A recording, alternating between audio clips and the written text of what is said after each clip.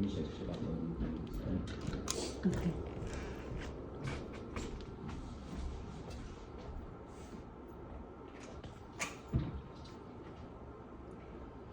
So, Mighty, happy birthday.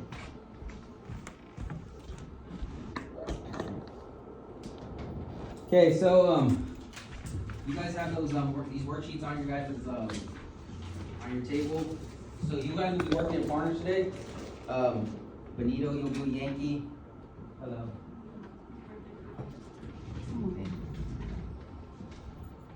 Mighty, famous. Happy birthday. Happy birthday, Mighty. So Benito, you'll be working with Yankee. Mason with Alexa, and Logan, you'll be with Mighty.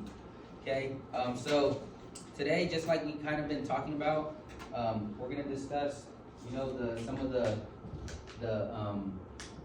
main people at the beginning of or the second industrial revolution, like the Gilded Age. We're gonna talk about the men who helped build America. Okay. So for our journal today, I asked you guys to name 2 careers you believe would make you a millionaire. Okay. Can anybody say what they put, or at least one that they put? What do you think a job or a career that would make you a millionaire? Songwriting, like songwriting. Okay, so like maybe it's someone that does music, right? Okay. NFL. NFL? Yeah, they get cashed out, especially when they're really good. Benito, you got one?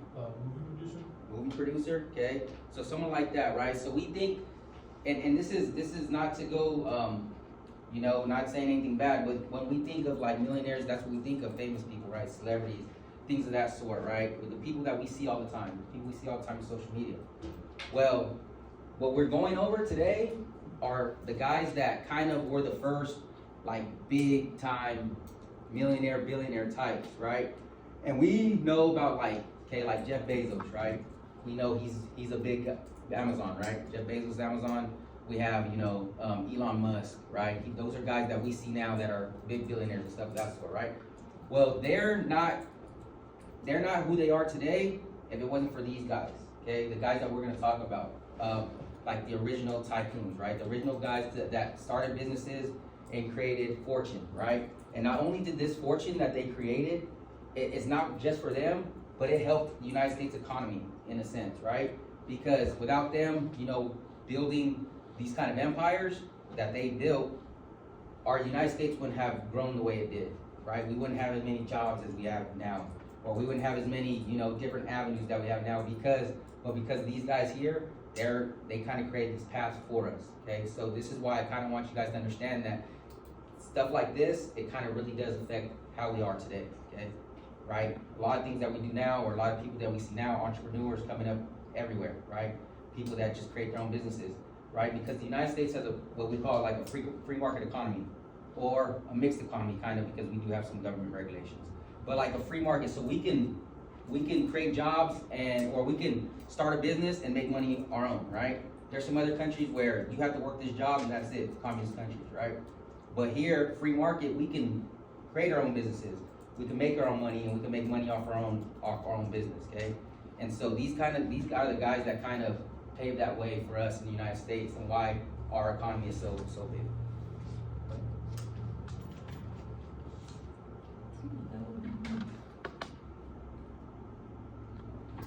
So, you know, today what we're gonna learn about, right, is the business and inventors that helped shape America business, the economy, our workforce, and the growth of America as a power, okay? And like I said, it does impact our workforce because this did create a lot of jobs for people. And we are gonna talk about, remember how yesterday we talked about labor unions, how there was untreated or unfair workers being treated, or workers were being treated unfairly? Well, that's because like when these businesses start growing, they kind of take advantage of those workers. So that ties into that as well. And so like things like labor unions are created because of these big businesses growing. You guys will be able to describe the importance of business and the businessmen and their influence, and we'll be able to explain monopolies, okay? Does anybody know what a monopoly is? What's a monopoly, Logan? A chain of businessmen. You're leaning to the right direction. So what it is kind of like it's like a business or a corporation that owns many of that that type of industry, right? So they kind of have control of that industry. So if you guys ever played Monopoly, the game Monopoly? Have you? The game takes forever, it never finishes, right? But in Monopoly, right, what you're doing is just trying to buy property. This is like more of a property thing. You're trying to buy every property, so whenever somebody lands on it, they have to pay you, okay? So in business, they try to buy everything, so when they're trying to make, or like when somebody is trying to get into that business, you have to go through me and you have to pay me, right? Because I own that business. And so that's what a monopoly does. It kind of like takes over the whole industry. So if you want in on that, you have to go through me and you have to pay me, right? So they have a tie into everything, okay? And so that's kind of like what a monopoly is, and that we'll kind of go learn on that as we talk about these men. Go ahead. So, and then this is kind of just the content standard, okay? So we can go ahead and move forward. So the first person we're going to talk about, so go ahead and go to page 2 on your guys' papers. You guys could kind of jot down some facts about this guy, okay? So we'll go to the one that says J.P. Morgan, and it should be on page 2, okay? So what you guys will do is you guys are going to just kind of write basically what we're going to learn, okay? And you guys don't have to write exactly what I wrote, but I do want you guys to get the general concept of why he's important, okay? So if you guys can write in your own words and it makes you understand it, then that's fine with me, okay? But as long as you guys can understand why this person is important, that's good. You don't have to write word for word. If you have to write word for word to understand it, then that's fine. But that's kind of me putting it in my words. But you guys can put in your own words to make you understand. So John Pierpont Morgan, so it's JP, this is what he goes by, was an American business investment banker who helped failing businesses become profitable. So what he would do is basically like there would be businesses that were like kind of failing, and he is a business investor. So when you invest something, what you do is you give people money, okay? You give people money, you help them, buy what they need to buy so they can run a successful business. And so what he would do is he would find companies that were failing and he would build them up, okay? I'll give you money, we'll build this up, but you're gonna give me a portion back. So that's how he made money, right? A smart businessman. And that's what a lot of people do nowadays. A lot of people that make a lot of money are business investors, right? They invest in a business, if it goes big, they get money. So he was like one of the original investors in big businesses, okay? So he had an influence on a lot of people, right? And so one of the main things that J.P. Morgan is like known for, or why he's kind of important, because we talked about it the other day. Remember we talked about Thomas Edison? We talked about how he invented the light bulb, right? And what did him inventing the light bulb do for American businesses or America in general? Right? What did Thomas Edison's invention of the light bulb do for America? So people could live more like safe, more. Safe, like right there, lights outside so people weren't walking in the dark all the time. What else? What else did the light bulb do? Especially in like factories and stuff. What did that do? Give people light to what? To see. To see, right? Less injuries because there's light, right? And what else did it take away? When they run the light bulb, what did that take away? Less fires from what? From the lamps. From the lamps, right? Remember they had the kerosene lamps, right? And that's how they would light up the place, right? Or they would just get light from the windows. But now if you have a lamp or if you have a light bulb, you're able to light up the factory. You can work, a certain amount of hours that you probably couldn't back then because it would get dark. I mean, more dangerous. You have to protect from fire, or you can't see it, you get hurt on the job. So what he did, J.P. Morgan, and why he kind of connects with Thomas Edison, right? Thomas Edison had a really big invention, and J.P. Morgan thought that was going to be the future of the world, right? The light bulb was going to be the future. So he invested in it. He put money into thinking that this is going to work, right? And it honestly did. So Thomas Edison had his own electric company, and then he combined and merged, right? So when I say merged, that means that they combined. He merged with Thomson Houston Electric Company, and they created General Electric. And that was probably the most dominant electric company at that time. And General Electric, I mean, it's not as prominent, I would say, but it's still around. General Electric, this is back in the late 1800s in General Electric. This is when they created General Electric. And so J.P. Morgan was one of the backers of this. He's the one that invested in this company, and that became one of the biggest companies, electric companies ever. So that is one kind of business that he started, right? So JP Morgan is behind that, and him being a business minister, a banker, he's helped a lot of people with their businesses, right? And that's how he made a lot of money. He financed the Federal Steel Company, and we're going to talk about Andrew Carnegie in a bit.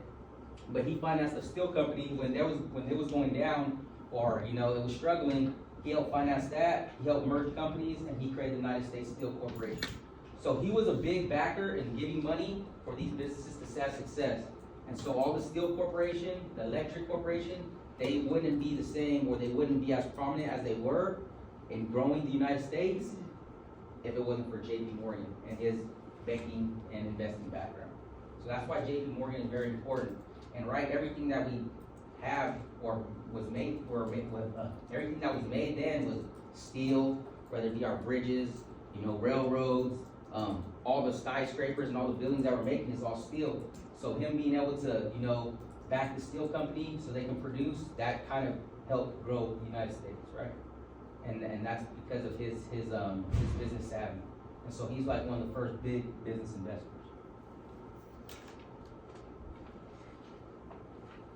So what are things that you think that people invest in today? So obviously he's investing in electric, he's investing in steel. What do people invest in today? Stocks. What else? Bitcoin, okay. Cryptocurrency, things of that sort, right? But that's investing, right? And that's what JP Morgan basically did, right? But he did it in these companies, and these are the companies that help shape America.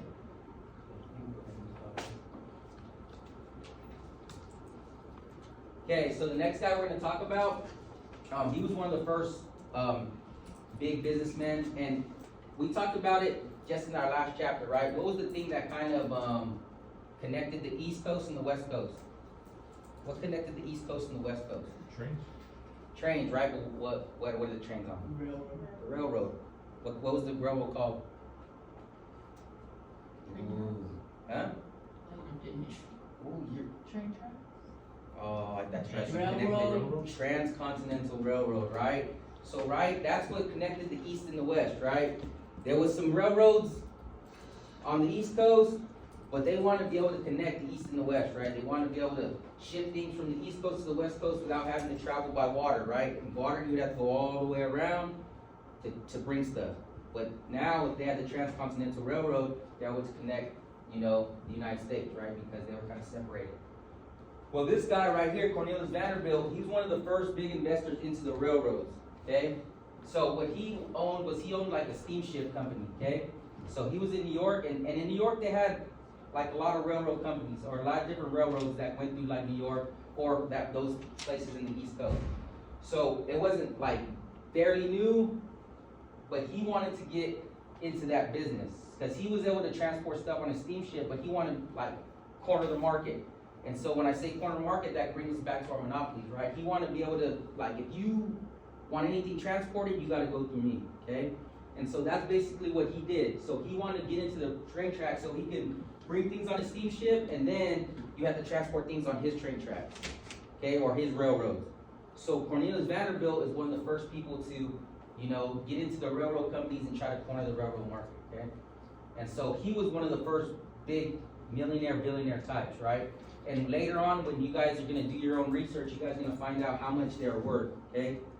So how much they're worth then compared to how much they're worth now is going to be a lot different because of how inflation and all that stuff. I don't want to get into that, but if he's worth $1 million then, it's going to be worth a lot more now. So when we get into that, he's like probably one of the first big millionaires of his time, okay? And so he owned railroads in New York, and that stretched all the way to Michigan, and he had control of the Albany Bridge. And so one of the biggest ports was in New York. So one of the biggest ports, like where people would ship stuff in even from Europe, they came into New York. And even a lot of people that immigrated to the United States would come through New York, okay? And so he had control of the Albany Bridge. And what happens is if they want to bring stuff into that port or take stuff out, you had to go across the Albany Bridge. Well, he had control of that, and when his competitors didn't want to agree to his deals, or they didn't want to accept his terms, what he did was he just shut down the bridge. He says, well, you can't bring your stuff in here, what are you gonna do? You're gonna lose money. And so he was able, because he owned that, because he had control of the Albany Bridge, he was able to shut down a lot of these companies and take over companies. So was he kind of a con man? Yeah. But that's kind of how things ran back then. And he was kind of one of the big, business minds that, you're gonna do whatever it takes to have control of a whole company, okay?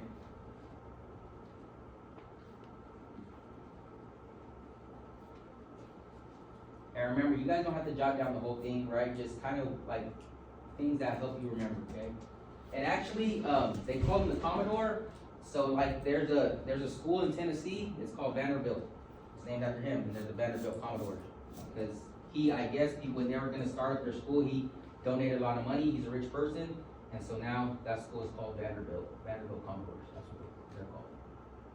Because his nickname was the Commodore.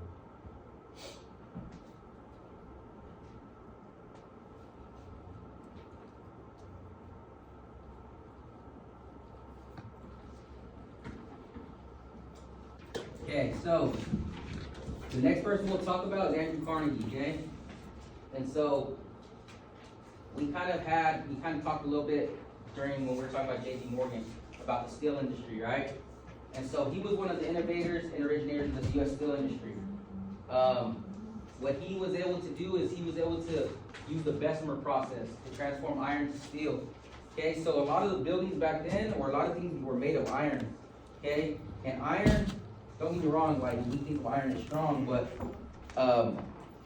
when they were able to turn iron into steel, it was a whole process. Like you heat iron, carbon, combine it, you get it really hot, and they're able to turn it to steel.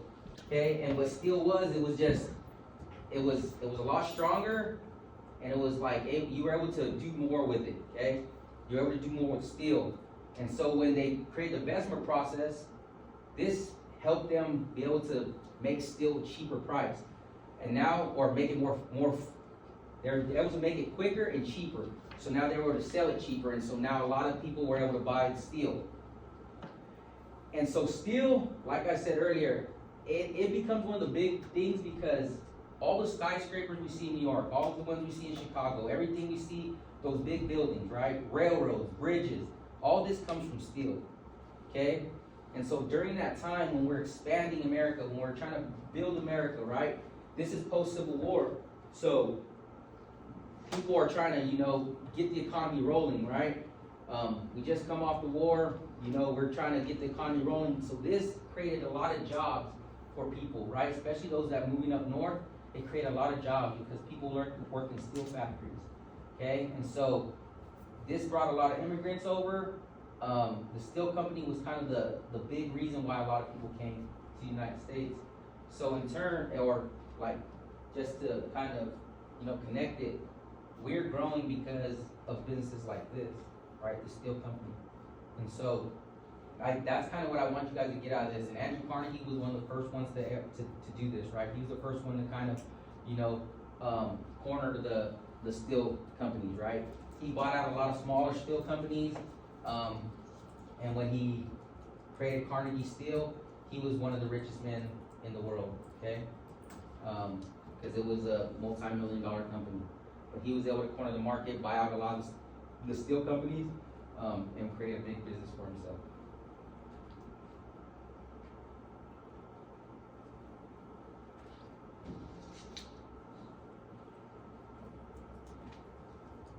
Okay, so with that said, what do you guys think, like I just kind of mentioned, but what do you guys think that the steel did for our economy? What did the steel do for our economy? It brought more people to the area. It brought more people here, right? Because we created jobs, right? People work in the steel factories, it created jobs. Okay, so we kind of mentioned this the other day. I kind of mentioned this the other day when we were talking about labor unions. What did a lot of steel companies do that forced workers to want to create labor unions? What did a lot of these companies do? A lot of factories. It wasn't just steel, but a lot of factory workers. What was happening in those factories that forced us to try to create labor unions? When they got injured or hurt or sick, they, fired them. for Yeah, they, being right, they just said like, okay, you're done, right? They couldn't miss work, right, or you're done, what else? Which bit? Huh? Which bit? Wage cuts, right? They decide like, oh, we wanna pay them less, right? And what else? What about the hours? What about the hours? Huh? Less hours? Or do you think they were making work More hours. more hours for less pay, right? So it was more hours, less pay, okay? And so that's one thing that, right, we talk about big business and him making money and him being able to develop, you know, the United States and create a better economy. Well, it did also help the working class because it helped them like decide like, hey, we don't want to be working these long hours for these low wages while he's getting paid a lot. We want our cut. We want to be able to, you know, miss work if we're sick, miss work if we're hurt. So that is why they created labor unions, because of the way they were treated in these factories. Okay, so a lot of the unions that we have now, right, a lot of the rights that we have now as workers come from this time, right? When they're working in these factories and they're gonna have to, you know, they don't wanna be mistreated. A lot of these labor unions were created then. So it kind of connects, right? You're able to connect that, okay? So a lot of these big businesses, even though they were making money, things were created on the bottom end, which was the workers, because of these big companies. Go ahead. Okay, and so the last guy we're gonna talk about is John D. Rockefeller. And so he is the guy that was able to build a monopoly using oil, right? And so, you guys know what crude oil is? Does anybody know what crude oil is? Do you guys know what crude oil is? Crude oil is? Okay, so you guys ever see just like the dark oil, just like dark, Yeah. right? That's just the black, right? That's crude oil, okay? And that stuff comes from the ground, okay? So crude oil is stuff that comes from the ground. What he was able to do, what John Rockefeller was able to do, and this is why it became such a big business, he was able to refine that oil. So you guys know what refining means? Huh? It's kind of transforming it, but what, yeah, so he's, It makes it better for the economy. it makes it better so we can use it for different things, right? So what he would do is he kind of, there's a process. I honestly, if you guys want to know this process, Mr. Goodwin is a good guy to talk to. But with that said, what he did is he refined oil. He refined oil, so he turned that crude oil that they're getting out of the ground, and he's able to refine it to make certain things. And at the time, kerosene, we talked about the kerosene lamps that they would have to light up places. A lot of the kerosene that they were making before him, it wasn't, the oil wasn't refined well, and it was mixed with different things, and so sometimes it would blow up, or sometimes it would just catch fire. Well, he promised them, like, this is pure. We're refining it to where it's pure. And so he called it Standard Oil, okay? And that's why he created the Standard Oil Company. He was able to refine the oil that they were getting out of the ground to a way that it was like the best possible, right? Or like it was the best. It was like the purest. And that's what he promised, and that's why he created Standard Oil. And so what he did is, what he would do is he'd buy out refineries. But he would also like buy out like whole forests and create barrels. He'd buy whole forests, he'd create barrels, so he cornered the barrels. Like, if you want oil barrels, you have to go through me. He got into it with a lot of the railroad companies because they didn't want to make deals with him. So he was like, I don't need the railroads, I'll create oil pipelines. So he really like cornered the whole market of oil, okay? And obviously we live in Taft, we have oil, but we don't have refineries, okay? Taft doesn't have refineries, and the oil that does come from Taft, it's not even like gas oil. It's like the oil we have like on like the desk. You see why the desk is all slick? That's like the oil we have, like plastic. That's the stuff, the oil that kind of comes from here. But like oil refineries are the ones that create our gasoline, like petroleum, the oil for your car, things of that sort. That's refining, okay? And that's kind of the process that he brought, right? And so later on we're gonna have cars. Later on we're gonna have jet engine fuel, all that stuff. And that's all started because he was able to refine oil, right? Or he was able to build a market on refining oil, okay? And so he by the time he died, owned 90% of the oil in the United States. 90%. So we talk about monopoly. If you own 90% of anything, right, you pretty much have it all. And so by the time he died, he owned 90% of the oil company. Okay, so John D. Rockefeller, I personally believe like he was probably one of the most influential people ever in the United States. And at his time, and probably compared to now, he's probably one of the richest people ever. Okay, and that's because he was able to corner the oil industry.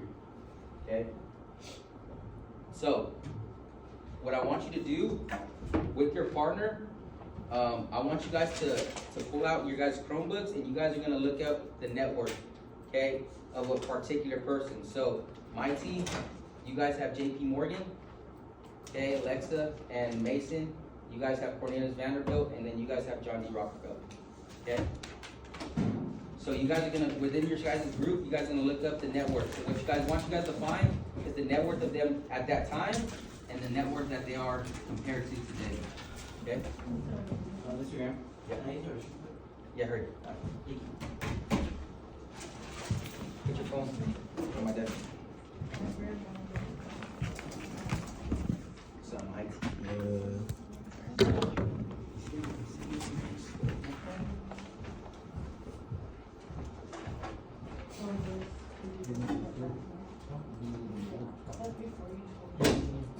Me and Ms. Valdez will do Andrew Carnegie since one of our groups isn't here. We'll do Carnegie.